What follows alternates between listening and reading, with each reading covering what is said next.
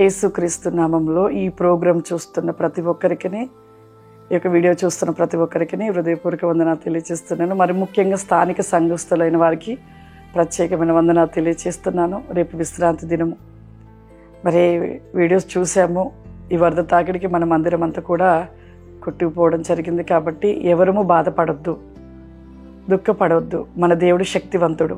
ఖచ్చితంగా తిరిగి మరలా మనకి నూతన మందిరాన్ని దేవుడు అనుగ్రహిస్తాడు. ఎవరు కృంగిపోవద్దు. ధైర్యాన్ని కలిగి, విశ్వాసాన్ని కలిగి మనం ఉండాలి. అంతేకాని ఎవరో ఏదో మాటలని ఎవరు కూడా త్రొట్టిల్లవద్దు.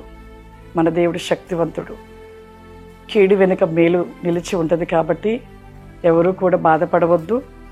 అదేవిధంగా మరి ఇంకా ఈ యొక్క వరద తాకిడికి రోడ్డు కరెక్ట్గా లేకపోవడం బట్టి మరి యొక్క మన మందిరపు యొక్క ఆరాధన గోపాల్పురం యెహోవా అగ్ని మినిస్ట్రీ ఆ యొక్క మందిరంలో జరిపించబడుతూ ఉంటుంది.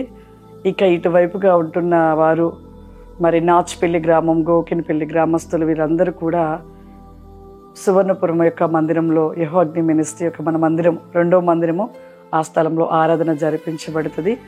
ఈ యొక్క వరద తాకిడిక అంత తగ్గాక తిరిగి మరలా ఈ యొక్క ప్రకాష్ నగర్ యొక్క వద్ద ఈ స్థలంలో మరలా మనము టెంటులు వేసుకొనైనా మనం ఆరాధన జరిపించుకుందాం. ఖచ్చితంగా దేవుడు త్వరలో మన యొక్క ప్రార్థన మొరను ఆలకించి మనకు నూతన మందిరాన్ని దేవుడు అనుగ్రహిస్తాడు.